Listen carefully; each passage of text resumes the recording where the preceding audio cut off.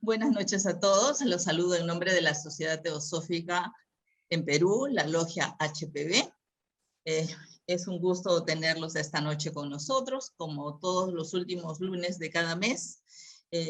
Este mes de marzo tenemos una interesante conferencia, conmemorando también un poco el mes de la mujer, acerca de Hipatia, matemática, filósofa, astrónoma, maestra neoplatónica, es decir, una gran mujer, y yo sé que va a estar muy, muy interesante esta conferencia. La conferencia va a estar a cargo de nuestra querida hermana Raquel Ugarte. Ella también es una mujer de avanzada, ingeniera civil de profesión, catedrática universitaria, matemática, empresaria, cultivadora de las danzas peruanas, ancestrales, bueno, en fin. Tendría muchísimas cosas más que decir acerca de ella, una gran amiga, una gran hermana, una buena teósofa, es miembro de nuestra logia, por supuesto. Entonces la dejo con ella para que nos cuente acerca de esta gran mujer que fue Hipatia. Adelante, Raquel. Buenas noches. Buenas noches, mi nombre es Raquel Ugarte, gracias Sonia por la presentación totalmente inmerecida. Y sí, efectivamente hoy día vamos a hablar de Hipatia.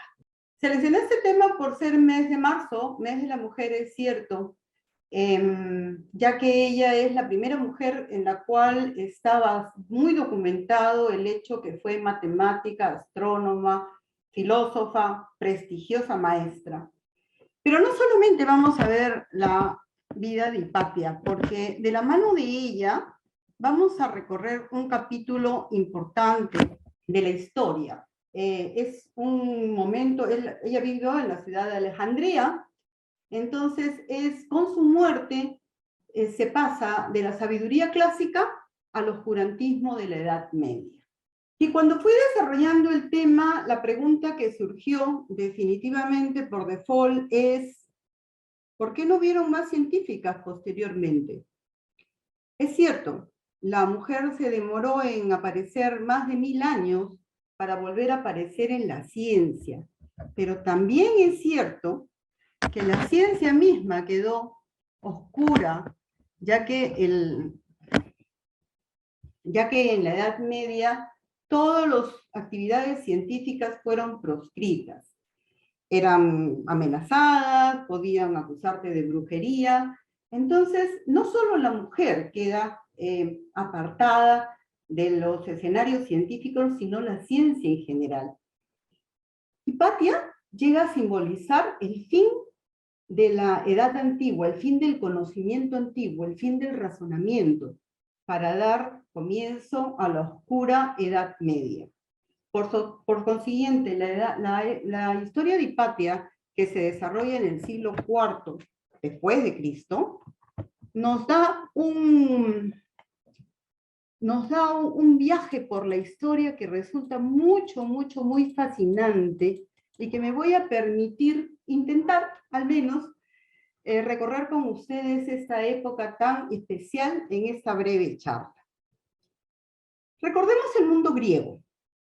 El mundo griego, su gran amor por la sabiduría, la extraordinaria ciudad de Alejandría, porque todo esto no se puede entender a la historia, no se puede entender a Hipatia si es que no se entiende el legado que ella recibe de la cultura helénica, las convicciones que ella tiene y que finalmente el no renunciar a ellas son lo que le lleva a la muerte. Es bueno conocer de dónde salen las fuentes de la vida de Hipatia, porque de verdad todo desapareció. Sin embargo, todos sus escritos desaparecieron. Sin embargo, quedan las cartas a sus alumnos, uno en particular, Sinesio de Cirene. Yo los invito, en internet ponen cartas de Sinesio de Cirene y van a encontrar un libro de 333 páginas que yo he disfrutado mucho con las cartas que él escribe, no solamente a Hipatia, le escribe a sus compañeros, a diferentes personas, y que revelan la angustia, lo difícil que fue para los ciudadanos griegos que no eran cristianos esa época. De ahí se tienen datos con respecto a su vida. También están los escritos de Sócrates el Escolástico. Pero, perdón, me estoy copiando, me estoy olvidando. Yo me permití hacer un extracto muy pequeñito de la historia, de un par de cartas de esto. ¿Dónde estoy? Acá estoy. Dice: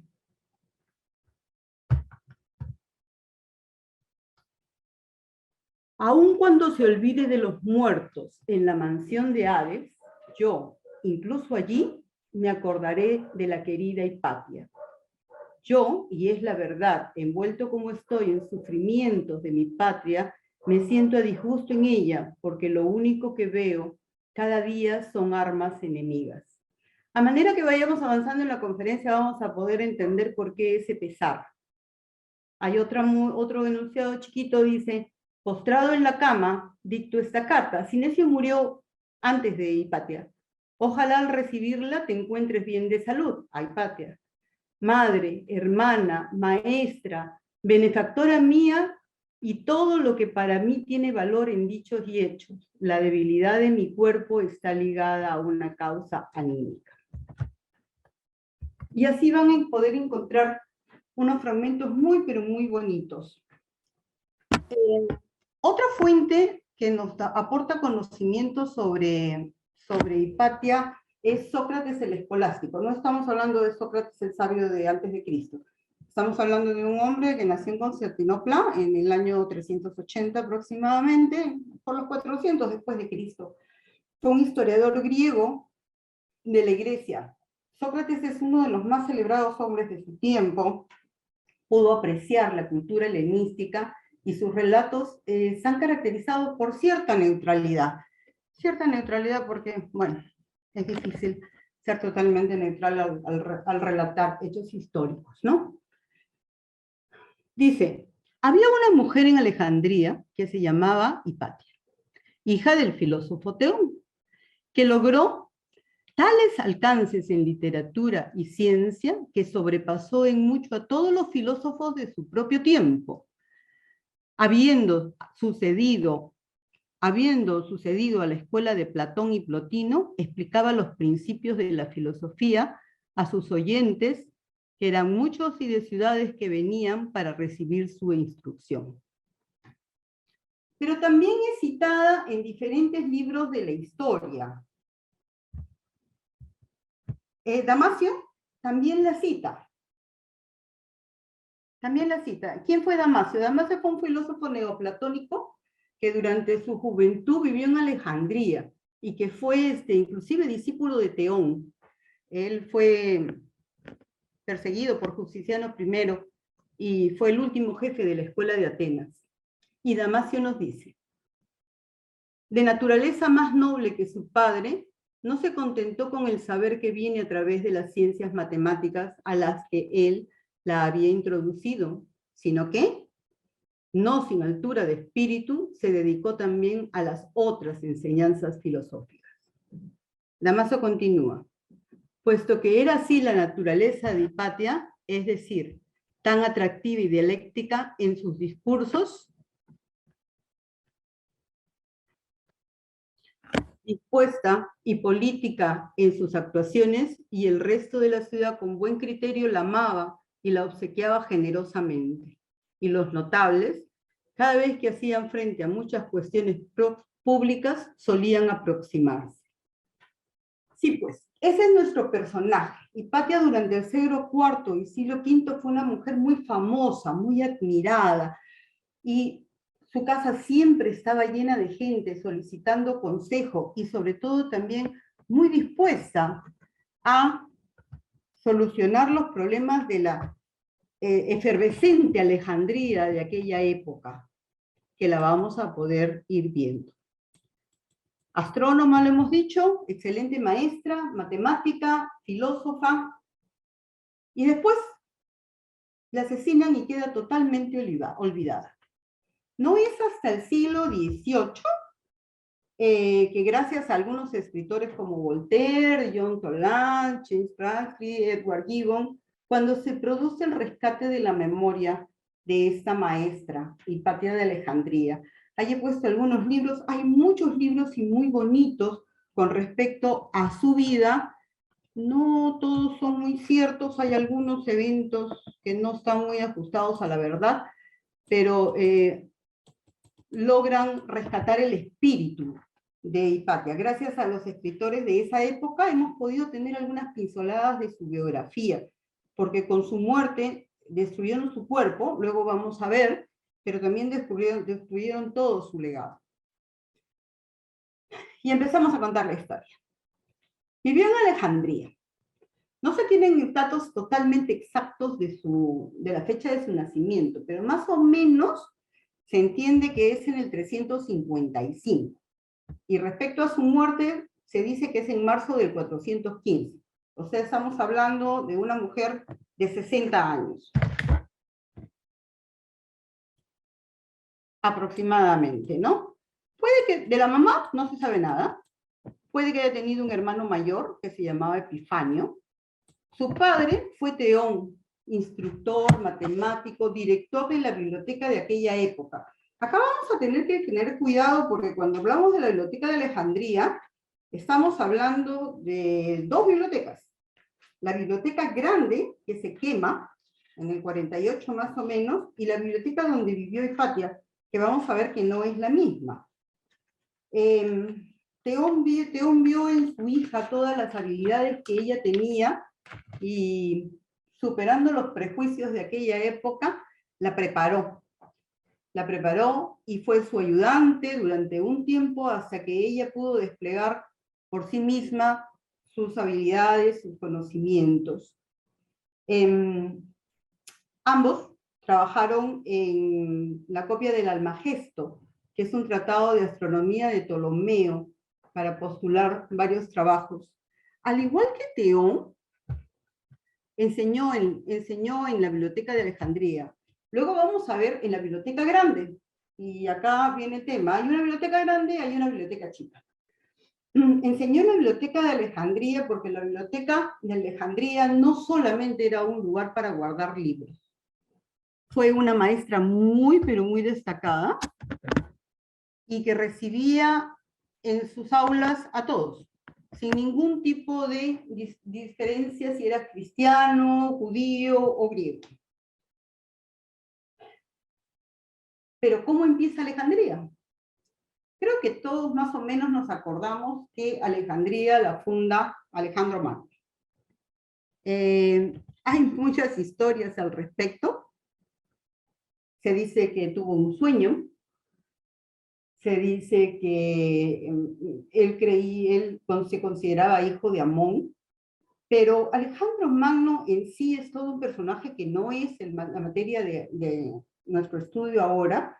Pero recordemos que el instructor, Alejandro Magno es hijo de Filipo II. Y Filipo II le encarga su educación a Aristóteles. Aristóteles fue el instructor de Alejandro Magno, y Aristóteles es discípulo de Platón, y Platón es discípulo de Sócrates. O sea que en él se reúne toda la sabiduría del mundo griego. ¿Cómo eran los griegos? Los griegos eran personas muy curiosas, muy estudiosas. La oratoria, el estudio eran actividades usuales. Los sabios eran considerados como héroes y apoyados por el gobierno para sus trabajos. Ellos siempre estudiaban para develar los misterios de la naturaleza. Ese era su punto principal.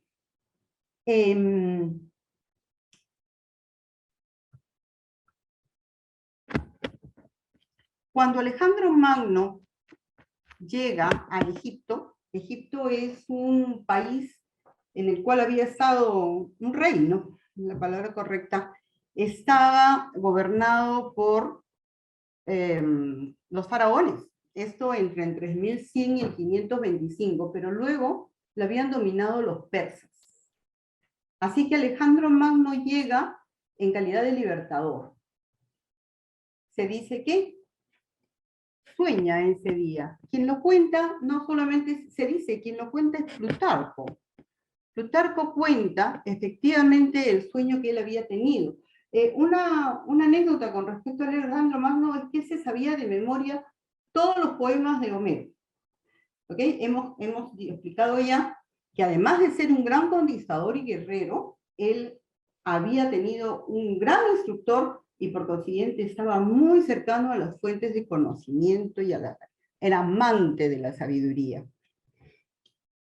Bueno, en ese sueño, una persona de cabellos muy blancos le relata, le dice un verso, que es un verso de la Odisea y que él sabía que era un verso de la Odisea. Hay a continuación una isla en el mar turbulento delante de Egipto que le llaman Faros.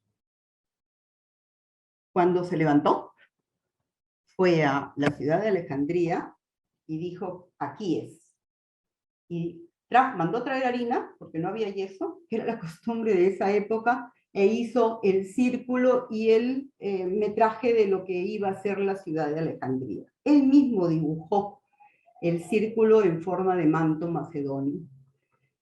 Sería el centro cultural, así lo concibió, sería el centro cultural del mundo, con una biblioteca que almacenaría todos los conocimientos, sin ninguna diferencia, que almacenaría todos los conocimientos del mundo conocido para aquella época.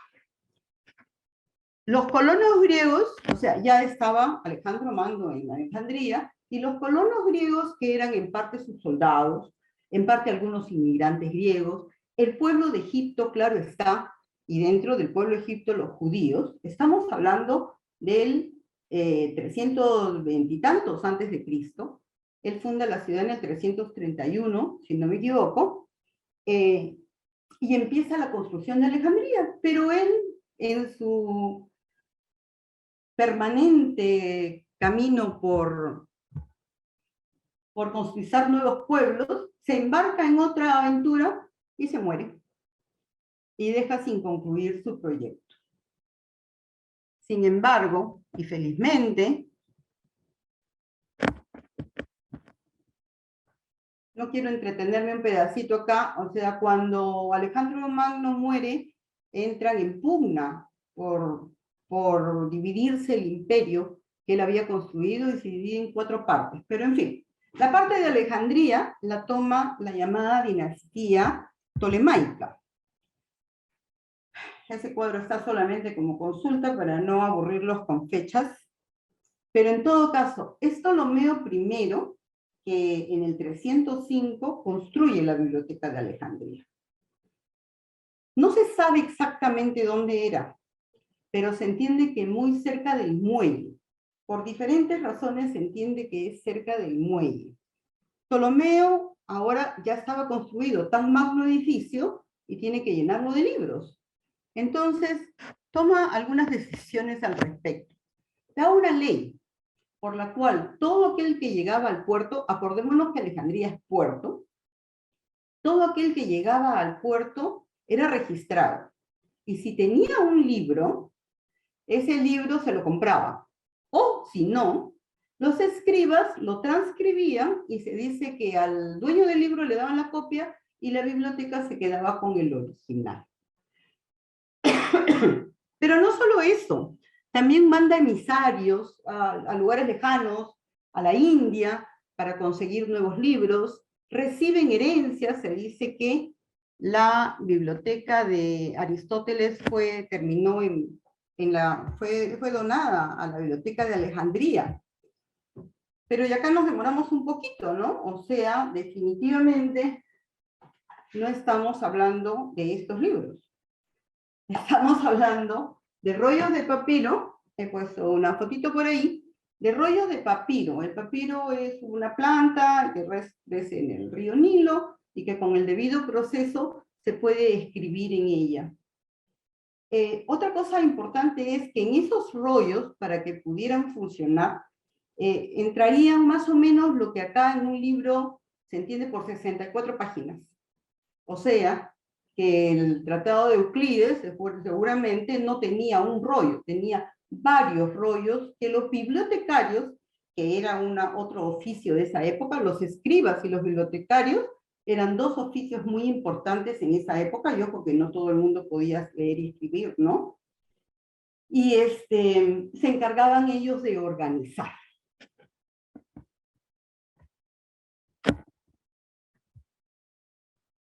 No hay fotos de la Biblioteca de Alejandría, no hay cuadros, porque fotos imposibles, no hay cuadros de la Biblioteca de Alejandría, pero sí hay algunas historias a través de los testimonios de los historiadores de aquella época, hay algunas historias de cómo era. No nos imaginemos un edificio en el cual solamente se guardaban libros. La Biblioteca de Alejandría tenía diferentes espacios. Más o menos en la fotito es como refieren esos cubículos en los cuales el bibliotecario ponía por afinidad los rollos que eran o de un mismo libro o de libros afines, ¿no? Pero la biblioteca no solamente era para guardar libros, la biblioteca era también, y sobre todo diría yo, para albergar a los científicos. Los sabios de la época y de diferentes pueblos llegaban a la Biblioteca de Alejandría y ahí vivían, ahí el Estado los apoyaba y se reunían entre ellos y desarrollaban su trabajo. También era un centro de adoración.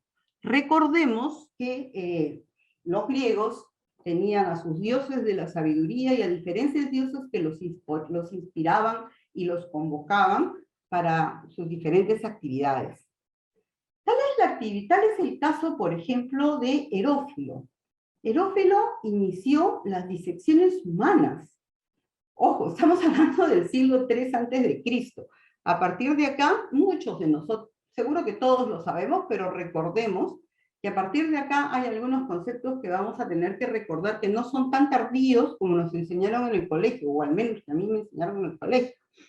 Herófilo ya disecaba cadáveres públicamente. Se considera que él era el primer anatomista dentro de la Biblioteca de Alejandría. Euclides, en el 300 a.C., desarrolla su libro de geometría, que es un libro que hasta ahora tiene validez. Otros sabios, muchos. Apolonio, de quien Hipatía va a escribir mucho después y va a hacer algunas notaciones a sus escritos sobre las famosas cónicas de Apolonio. Quien ha llevado mate 1 sabe lo que la elipse, el círculo, la hipérbola, que tantos problemas nos han causado en algún momento. Nicomano, el aritmético, y Arquímedes en todo el tema de la hidráulica. Estos tres en particularmente los he mencionado porque son los tres en los cuales Hipatia continúa su obra. Felizmente, cuando hablo de la dinastía ptolomeica, pasa Ptolomeo I y viene Ptolomeo II.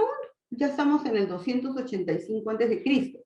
Recordemos que Hipatia nace en el 355 después, o sea, todavía estamos viendo toda la historia que va a llegar a resumir el mundo de Hipatia, pero estamos lejos, lejos. Con Ptolomeo II viene la Edad de Oro. La biblioteca alcanza su mayor esplendor. También construyen, ¿se acuerdan? ¿Por qué es famoso Alejandría? Por el famoso Faro de Alejandría.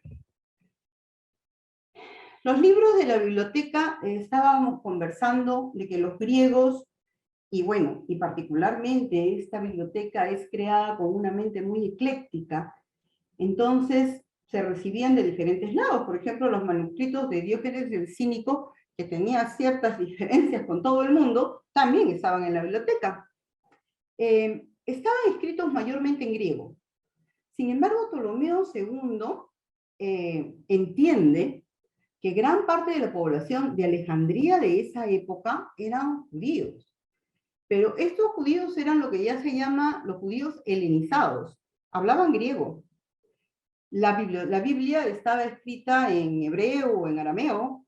Entonces, agarra y convoca, y ese dato me parece muy importante para mostrar la apertura de conocimiento que se tiene en aquella época, ¿no? Convoca a 70 sabios judíos para que hagan la mejor traducción y para que el pueblo, sobre todo judío, acepte esa traducción de la Biblia en griego. y así nace el Nuevo Testamento. ¿Ok? El Nuevo Testamento en griego. Aquí yo me detuve y los invito a ustedes a detenerse también, no lo puedo decir ahora, no puedo ahondar en este tema. En esa traducción se entiende de que hay muchos términos que se colaron, inclusive la palabra Cristo, por el tema de la traducción. Pero en fin, estamos en Ptolomeo III. Es Ptolomeo III el que funda, todavía, es Ptolomeo III el que funda esta biblioteca en la cual vive Hipatia. Felizmente, o sea, necesitan un anexo, porque recuerden que hemos dicho que la biblioteca en realidad ya no solamente almacena libros, sino con tanta actividad cultural quedaba muy chica. Entonces crea un nuevo anexo. La biblioteca hija le llaman algunos libros en el Serapeum. El Serapeum era el templo al dios Serafis. Y acá también está importante este tema del dios Serafis, ¿no? Porque el dios Serafis es un dios que revela el sincretismo entre la cultura greco-romana. Lo hace lejos del mar, por eso digo felizmente, perdón. Por eso digo felizmente, porque cuando vemos cómo se quema la biblioteca grande, es por su cercanía al mar. Esto lo hace en la colina del barrio de Ratnois. Es un lugar más alejado del mar.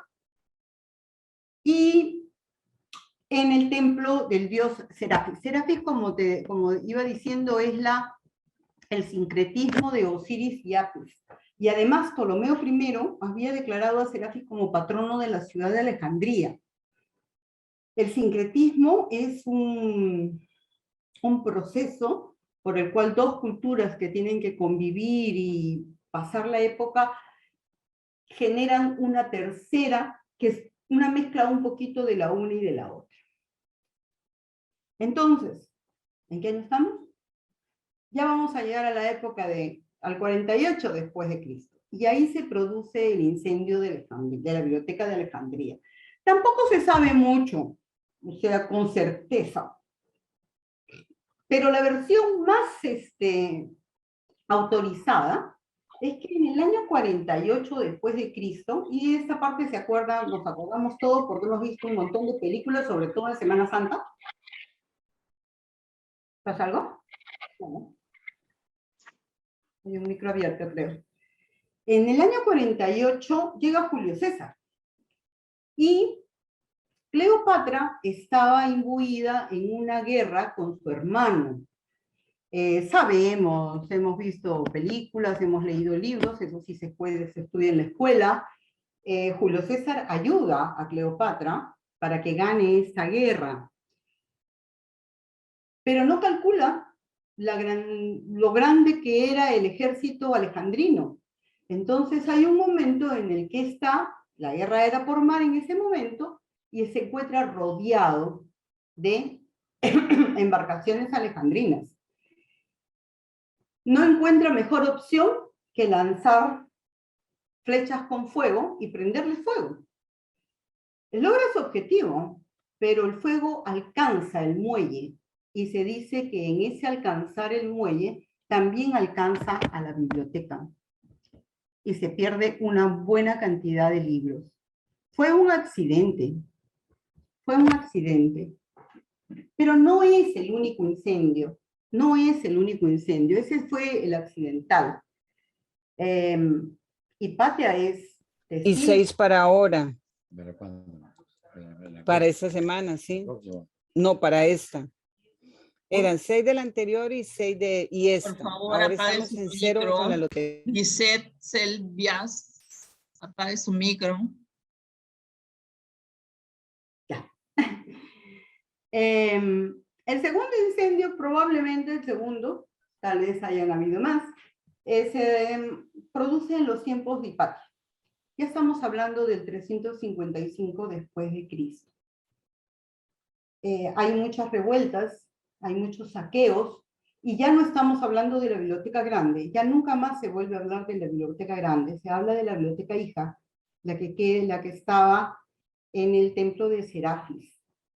Y finalmente, no porque vaya a ser finalmente, sino que este pedazo, el incendio en la época de Hipatia lo vamos a desmenuzar un poquito más, pero después de la época de Hipatia, sabemos que llegan los musulmanes y Omar quema todo lo que queda de ambas bibliotecas. Se le atribuye un dicho: los libros de la biblioteca contradicen al Corán, entonces son peligrosos.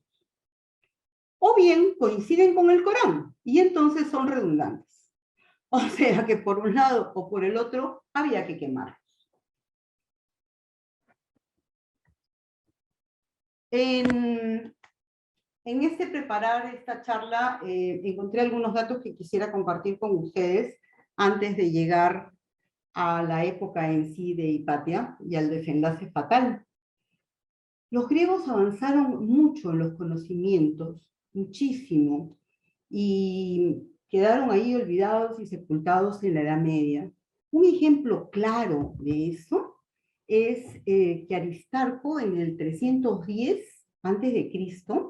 fue el primero que lanzó la teoría que la Tierra gira alrededor del Sol.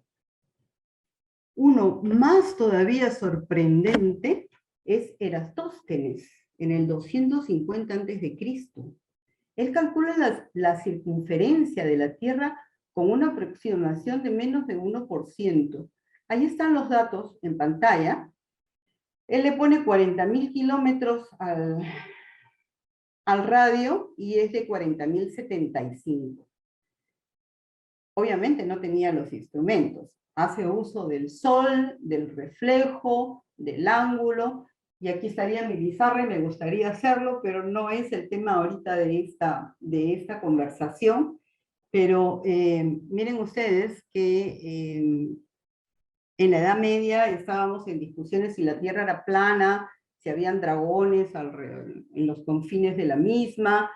Pasan más de 1000 años para que se retomen los avances que ya habían hecho los griegos con respecto a la Tierra. Llegamos al 193. En el 193 se funda la escuela neoplatónica de la biblioteca. Este capítulo, especialmente para las personas que son la mitad, o bueno, bastantes de los asistentes que estudiamos teosofía, es muy importante. El neoplatonismo lo va a fundar en la Biblioteca de Alejandría, en la pequeña, porque estamos después de Cristo, a Amonio de Sacas. Amonio de Sacas es la persona que por primera vez menciona el término teosofía, por eso es muy importante para nosotros, los que estudiantes de teosofía, ¿no? Sus discípulos, Orígenes, Plotino, y también se fundan muchas escuelas gnósticas, con muchos filósofos muy conocidos, Silón, Porfirio, Josefo, entre sus miembros más notables, y obviamente después Hipatia. Estas son las creencias de Hipatia. Por eso es importante ubicarnos en el momento de la historia que a ella le tocó vivir. Ella venía de ese mundo clásico, y cuando se va a encontrar ante la disyuntiva de renunciar a ello, no lo hace, y es una de las causas, la causa de su muerte, ¿no? Ella es una profesora neoplatónica, estudia e imparte conocimientos del neoplatonismo. Una pasadita cortita, en el caso, en el neoplatonismo estamos hablando de un neoplatonismo de esa época, un poco diferente, ya con más mezclas, intervienen las culturas de Pitágoras, de Zenón, pero también intervienen las creencias, algunas creencias místicas, algunas más que creencias, la visión mística de otros pueblos, el pueblo hinduista, el pueblo judío. Según los neoplatónicos, y según nosotros también, el principio de la existencia es uno, un único absoluto que se le va a llamar la realidad suprema, del cual van a emanar los otros. El primer emanado es el logos, llamado también inteligencia, que contiene la idea de las cosas posibles, y después de la inteligencia engendra el alma, que es el origen de la materia. No me detengo en el tema, muchos de nosotros los conocemos, a los que no los invito a conocer un poco del neoplatonismo. Y bueno, después de habernos dado una vuelta, y el tiempo me va ganando, vamos a llegar a la época de Hipatia. La biblioteca había tenido muchos ataques, y ella y su padre se habían mantenido muy firmes, no solo defendiendo los libros que quedaban, sino también defendiendo a las personas, porque vamos a ver cómo son perseguidos y asesinados, ¿no? El amor por la sabiduría heredado de sus antepasados hace que la biblioteca sea su hogar y que lo defienda con mucha vehemencia. Hemos comentado que ella era miembro neoplatónico, que son las enseñanzas que impartía. Pero ¿cómo era Alejandría en ese entonces? El emperador era Teodosio. Alejandría el representante del emperador se llamaba prefecto. Y tenía un obispo. En esas épocas el obispo era Teófilo. El obispo era Teófilo, al cual lo sucede después Cirilo. Pero en realidad el poder más fuerte lo tiene la iglesia, más que el poder del emperador. Y en esa época particularmente como que no se ponían de acuerdo, porque el prefecto era muy amigo de Hipatia, discípulo de ella. Se había bautizado. Sin embargo, no había olvidado todas las enseñanzas que había tenido. Entonces, el sectarismo, la visión pequeñita, no lo terminaban de convencer. Pero Teófilo era un perseguidor de todo lo que no sea cristianismo. Estamos hablando de una época, para poder tener una imagen, una mujer de 36 años, con un padre, Teón. Ella no se casó, no tuvo hijos. Algunos libros dicen que fue célibe, no viene al caso.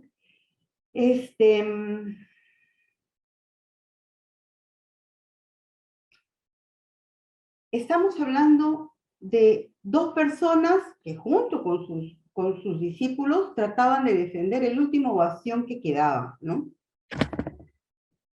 La adoración de los templos que no eran cristianos quedaba prohibido. Y si se hacía, pues te atenías a las consecuencias, ¿no? Después de Teófilo, lo sucede Cirilo. El poder eclesiástico se había instalado en varias ciudades y asfixiaba al paganismo. En realidad asfixiaba a todo lo que no sea cristiano, a los judíos también. Actuaban con una intolerancia feroz, no solo contra los adeptos a otros cultos, sino todo lo que no sea cristiano. En el caso de Cirilo, inclusive, se dice que perseguía inclusive a los que el gobierno romano decía que no debía perseguir, porque habían edictos que permitían, edictos de tolerancia se llamaba, que a un grupo de, no valen los nombres, no son importantes, por ejemplo, había una parte del cristianismo que, ahí viene lo del antipapa y en fin, estaban en contra que se perdone a aquellos cristianos que habían renegado en las primeras épocas del cristianismo. Ante la presión romana, algunos cristianos reniegan de su fe y después se les da el perdón, pero para Cirilo no hay perdones. Igual los persigue, los destierra, los mata, les quita todas sus propiedades. Acá nace un grupo, bueno, no nace un grupo, toma importancia un grupo de gente muy importante. Puse un cuadrito de cómo va el cristianismo tomando fuerza en el mundo, ¿no? Primero en el reino de Armenia, ahí están los años. Luego, ojo, los cristianos antes habían sido, ahí hay que decirlo, perseguidos, asesinados de las maneras más crueles, ¿no? Pero en el 301, el primer estado que se convierte en cristiano fue el reino de Armenia. En el 311 ya se da un decreto de tolerancia, el edicto de tolerancia de Nicomedia, en el cual permiten a la religión cristiana. Ya en el 314, Constantino, el más conocido, legaliza la religión cristiana, y en el 380 el emperador la abraza, y Roma queda como un estado confesional y teocrático. Les decía que hay un grupo que va a tomar importancia, sobre todo en la persecución y asesinato de Hipatia, pero no nace de ahí, no nace en ese momento, nace mucho antes. Resulta, a lo que ahora para nosotros es un término conocido, en el 249 hay una epidemia, no solamente en Alejandría, pero la epidemia en Alejandría, que dura más o menos 20 años, hasta ahora no se sabe cuál es la enfermedad que los aquejó, arrasó con el 60% de la población. Y en ese momento sale un grupo de jóvenes, monjes, que aunque no habían hecho votos, pero eran monjes y contaban con el apoyo de la iglesia, hacían una labor humanitaria muy importante.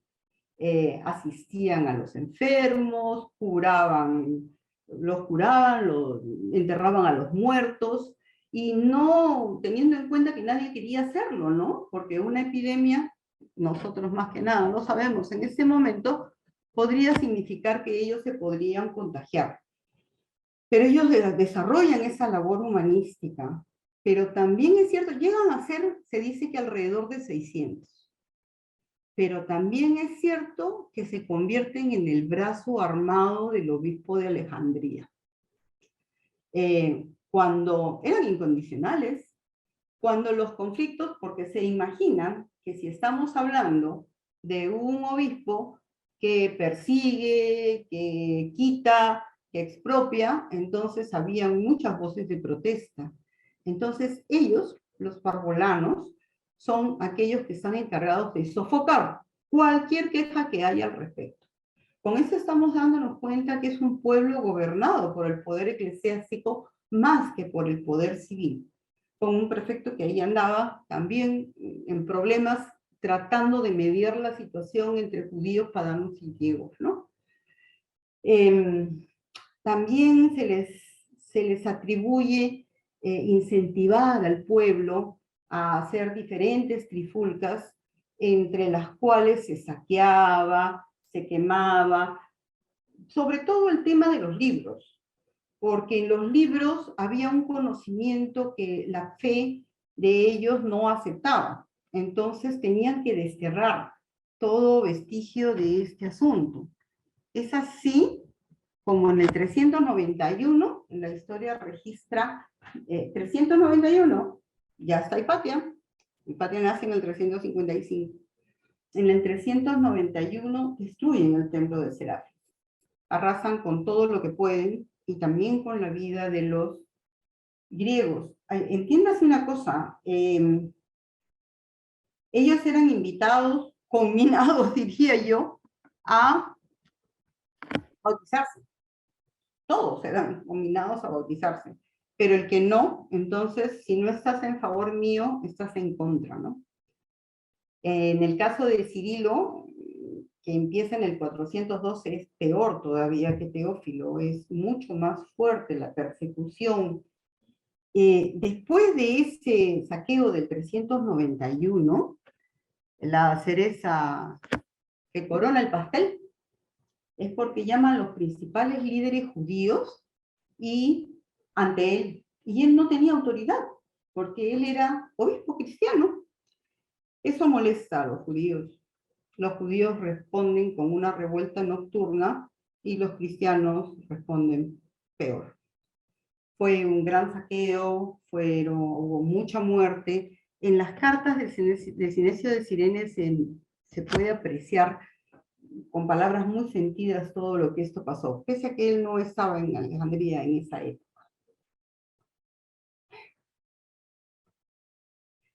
Cuando estamos hablando de paganos, de cristianos, de judíos, vamos a dar una revisadita.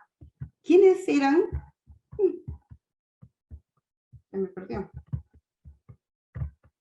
Ya, se me perdió. ¿Cuáles eran las creencias de los habitantes de Alejandría en ese entonces? Estamos hablando de los judíos. Recordemos que Jesús de Nazaret nace del pueblo judío, ¿no? Que creían en un solo Dios. Los griegos no creían en lo mismo. Un solo Dios, y creían en un pueblo elegido para darle los 10 mandamientos y del cual iba a nacer el Mesías. Estamos hablando de los cristianos que seguían el mensaje de Jesús de Nazaret, y acá también es importante dar una mirada muy, muy amplia al respecto. El mensaje de amor que deja Jesús de Nazaret cala profundamente en la gente del pueblo, porque estamos hablando de una sociedad totalmente jerarquizada, tampoco que los griegos eran lo máximo. Había esclavitud, había muchos rangos sociales, y la vida de los que estaban más abajo no era nada grata. Entonces, el mensaje de Jesús de Nazaret, con un Cristo ya muerto, obviamente, estamos hablando del siglo III, inicios del siglo IV, era un mensaje de amor, de que todos somos iguales, que hay que cuidar de los hermanos. Entonces ese mensaje pega mucho, y hay muchos griegos, muchos judíos que se bautizan. Y el término de paganos, que lo he usado más de una vez, en realidad es un término vulgar, es un término peyorativo, que se le da a todo aquel que cree en otra cosa. Generalmente a los griegos, que como sabemos tenían una creencia en muchos dioses, lo cual también sabemos muchos de por acá que no es exactamente eso, ¿no? No es exactamente eso. Pero se dice que tenían muchos dioses, el dios de la sabiduría, el dios de la guerra, el dios de acá. Entonces eso para los cristianos era terriblemente malo. Dios era solo uno. Y esa era la lucha permanente entre ellos dos, ¿no? Pero recordemos que Alejandría es fundada por Alejandro Magno. Entonces, a la hora que la funda Alejandro Magno, son los griegos, son inminentes griegos los que vienen a Alejandría y traen consigo sus creencias, sus costumbres, sus dioses, ¿no? Finalmente, ¿cuál es el panorama político el día o la época en la que muere Hipatia? Tenemos un prefecto, Orestes, muy amigo de Hipatia. Tenemos un pueblo judío y un pueblo cristiano francamente en pugna. Tenemos un pueblo griego, le vamos a llamar pagano, que sufre los embates, que los matan de la manera más terrible, que no pueden adorar a sus dioses. E Hipatia no renuncia a su protagonismo. Hipatia sigue tratando de mediar la situación entre todos. En ese afán cobra un protagonismo que le juega en contra. Cirilo, del cual ya hemos hablado, es el obispo de Alejandría, la pone en la mira. Empieza a difundir que ella es una mala influencia para Orestes. Inclusive se empieza a decir de Orestes que él, si bien es cierto era cristiano, era un pagano secretamente. ¿Por qué?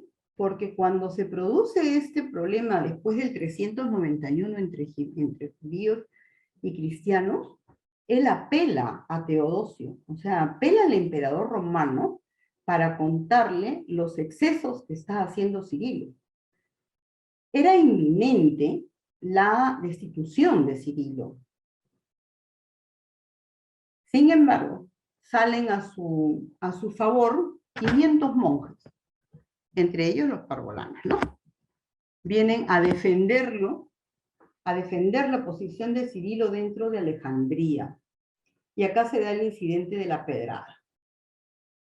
Estos monjes vienen y ubican que Orestes está bajando en un carruaje y agarra a uno que tiene muy buena puntería y ¡pum!, le mete una pedrada en la cabeza bastante fuerte. Eso es en el 400 y algo. No tengo la fecha exacta. La mano que lo hizo se dice que fue, la ubican.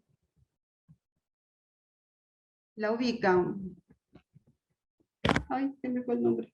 Bueno, Amonio. Amonio fue el monje que lanzó la piedra, y bueno, de violencia y media, ¿no? Fue apresado y también fue ejecutado. La iglesia luego hace de él un mártir de la iglesia. También cabe mencionar que Cirilo es San Cirilo, ¿no? O sea, con los años se convierte en santo.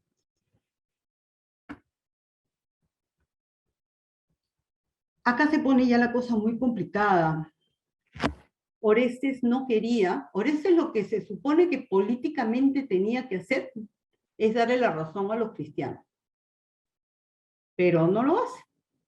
En parte por la influencia de Hipatia, en parte por las influencias de sí mismo. Y finalmente destierran a los judíos.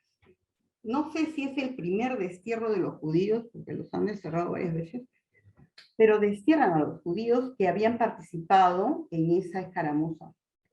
Dice que son miles de personas las que destierran, se quedan con todas sus prioridades, tienen que agarrar su carreta con lo poco que le dejaban sacar, porque no le dejaban sacar todo, y se tienen que ir.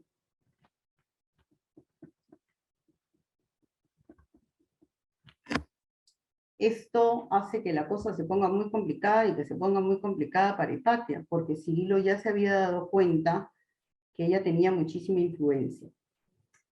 Plutarco cuenta otra cosa, otro tema adicional, perdón, no es Plutarco, es Damasio. Y lo voy a leer al pie de la letra tal como lo cuenta él. O sea, él dice que si bien es cierto esto sucedió, también Cirilo se moría de envidia de Hipatia, de la influencia terrible que ella tenía.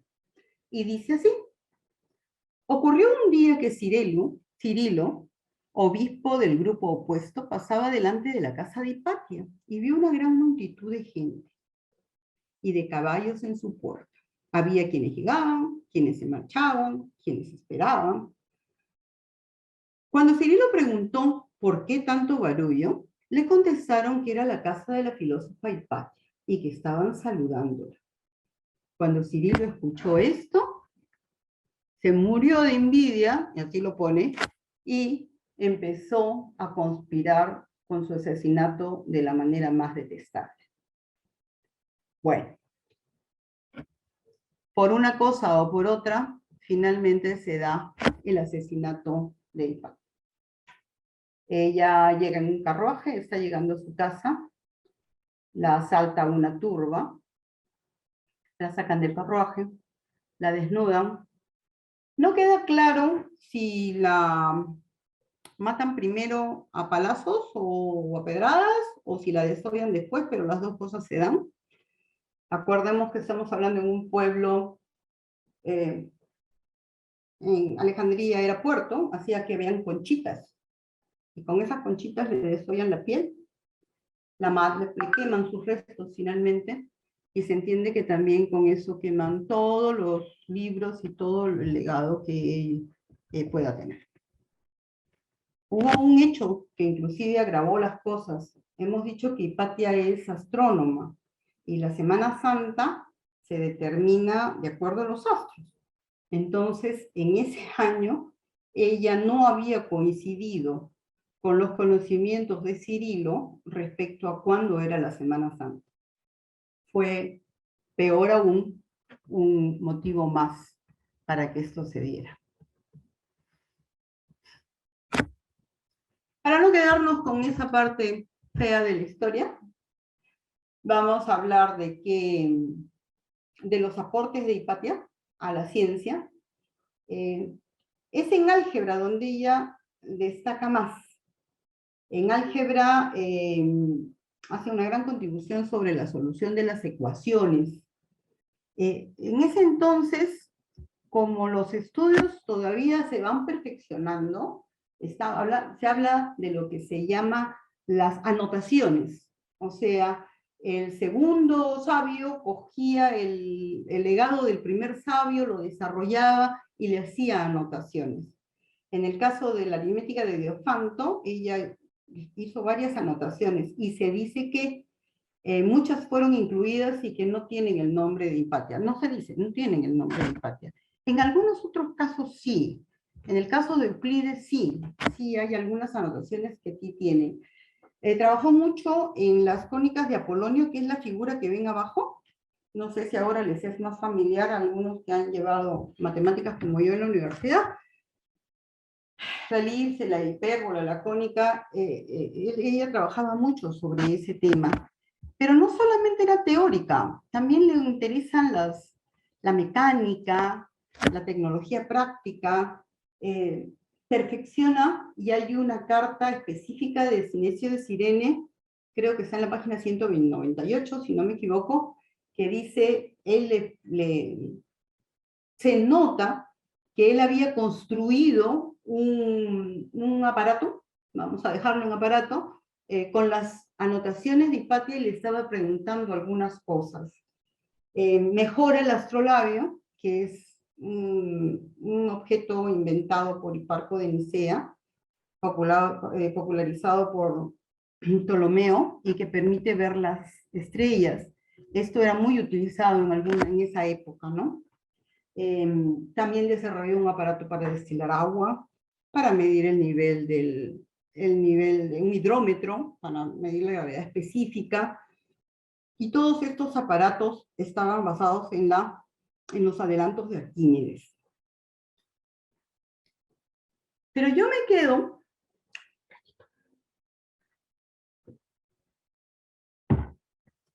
todos los aportes que ella hizo en la ciencia fueron muy importantes. Pero cuando le puse título a esta charla, dije, filósofa, matemática, astrónoma, y su mensaje de vida aún vigente. Yo me quedo con el gran legado que ella nos da respecto a la coherencia con la cual vivió, a su amor por el conocimiento, a no renunciar a sus principios, así le cuesten la muerte, ¿no? A su gran tolerancia y todos los intentos que ella hizo por mediar una situación en una época de la historia muy difícil. Yo no sé si he podido transmitir lo difícil que debió ser su vida. Las angustias, los refugios que tenía que dar, cuidar sus libros por sobre todas las cosas, seguir con su labor de enseñanza. Creo que nos podemos imaginar una vida muy difícil. Y eso no hizo. Ella podía tomar otras decisiones. Podía bautizarse, podía irse de Alejandría, podía tomar otras decisiones, pero no lo hizo. La muerte de Hipatia no es la muerte de un ser humano solamente. A partir de ahí se considera la muerte del conocimiento clásico, para entrar en la oscura Edad Media. El Sarapeo fue totalmente destruido. Como es costumbre, ahí se hizo una iglesia, la iglesia de San Juan Bautista. Pero no solamente quiero rendir homenaje a Hipatia, ya para terminar. Yo también quiero rendirle homenaje a Teón. Y en Teón a todos los hombres, a todos los teones de nuestras vidas, que como padres, hermanos, hijos, deponen su posición de egoísmo, su posición de confort, y ayudan a las mujeres que están al costado, apoyan en sus propios sueños. Entienden que la humanidad está formada por hombres y mujeres, en proporciones muy semejantes, y que va a hacer mucho, llegaríamos mucho más lejos. Tanto el mundo como humanidad, como los hogares en pequeñitos, si ambos trabajamos por ese desarrollo. Recordemos, sobre todo para quienes estamos vinculados a la teosofía, que el alma está haciendo, la mónada está haciendo experiencias en el mundo material, y las experiencias las va a hacer como hombres y como mujeres. Es parte de su experimentación, entonces no estamos hablando de un género diferente del cual yo nunca voy a ser. Todos vamos a pasar por esa experiencia. Me parece muy importante un peón que, viendo las posibilidades de su hija, la apoyó, le ayudó, fue su instructor. Ojo, que se supone que tenía un hijo varón, ¿ah? Entonces, yo también quiero halagar a aquellos hombres que tienen esa actitud, y a todos, hombres y mujeres, que tenemos tolerancia. Estamos en una guerra, viviendo una guerra lejos, pero ahí está tolerancia, amor, sabiduría, que podemos enseñar en la sociedad teosófica. Yo estoy aquí parada tratando de dar un mensaje que justamente es lo que quiere transmitir, ¿no? La tolerancia, el amor a la sabiduría. Si hablamos de teósofos, también es importante, Julito me dio el dato en la mañana, se dice que hay un libro, mejor dicho, no se dice que hay un libro en el cual se afirma que Annie Besant fue, o que Hipatia fue una de las encarnaciones de Annie Besant. En todo caso, este personaje creo que encarna mucho de los que, del espíritu teosófico que viene del neoplatonismo. Ojalá que haya podido transmitir eso y que a partir de ahora tengamos a Hipatia en el mapa de nuestros conocimientos. Muchas gracias. Gracias a ti, Raquel. Gracias, muy linda, muy ilustrativa la conferencia.